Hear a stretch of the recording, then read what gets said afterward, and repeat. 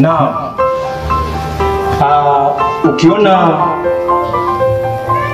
kuna kitu kinachoitwa kutokuelewana katika ndoa ama katika mahusiano, ujue kuna kitu kimoja kimepungua, kitu kinachoitwa upendo. Ukiona kuna mvurugano sehemu yote, watu hawaelewani, watu hawapatani, ujue upendo umepungua ama umepotea kabisa. Sasa nitaenda kuzungumzia aina za upendo.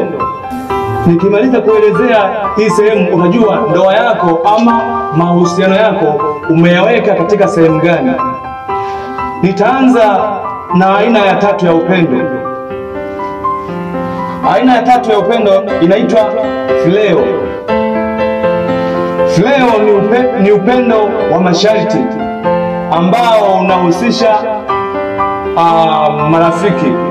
Ni upendo wa kirafiki ambao unahusiana na kwamba labda mtu umeshawahi kumsaidia jambo fulani, umeona huyo mtu akakupenda kwa sababu ushawahi kumsaidia, umeona.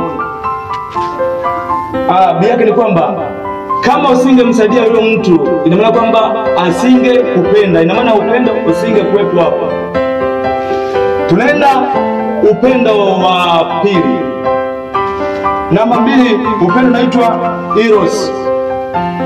Huu upendo ni wa mahusiano.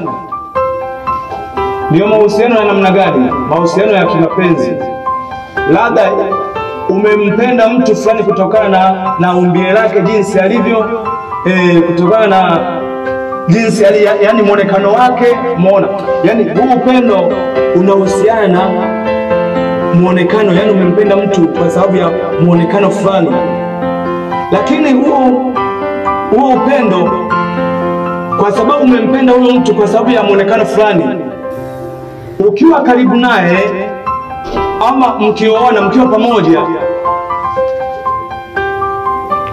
hiyo sababu ambayo imepelekea kumpenda ikipotea, huo upendo tena haupo. Upendo tena unapotea, ni kwa sababu ulimpenda kwa sababu ya kitu fulani, ni kwa sababu ulimpenda kwa sababu ya umbo lake. Na kuja upendo namba 1. Namba 1 unaitwa upendo wa agape. Huu upendo hauna masharti. Huu upendo hauangalii huyu mtu wa namna gani. Huu upendo hauangalii huyu mtu kwamba nampenda kwa sababu fulani, hauangalii. Huu ni upendo wa kimungu.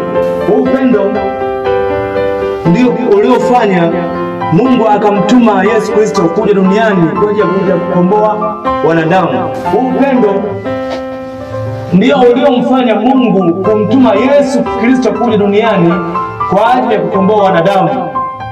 Ina maana huo upendo ndio Yesu alituachia. Ina maana kama Yesu alituachia upendo wa agape, ina maana hata katika ndoa zetu, hata katika mahusiano yetu, tunatakiwa tuwe na upendo wa agape. Huu upendo hauangalii ni namna huyo mtu wa namna gani. Sasa nimeelezea upendo namba 1, namba 2, namba 3. Je, utaangalia sasa upendo wako umeweka katika sehemu gani? Upendo wako upo katika sehemu gani? Upo katika upendo wa eros ama phileo ama agape? Kwa kusummarize ni kwamba upendo wa phileo ni upendo wa masharti, upendo wa kirafiki. Upendo wa eros ni upendo wa mahusiano, na maana mahusiano ya kimapenzi. Upendo wa agape ni upendo wa kimungu. Kwa leo sina mengi sana, naomba niishie hapo. Asanteni sana.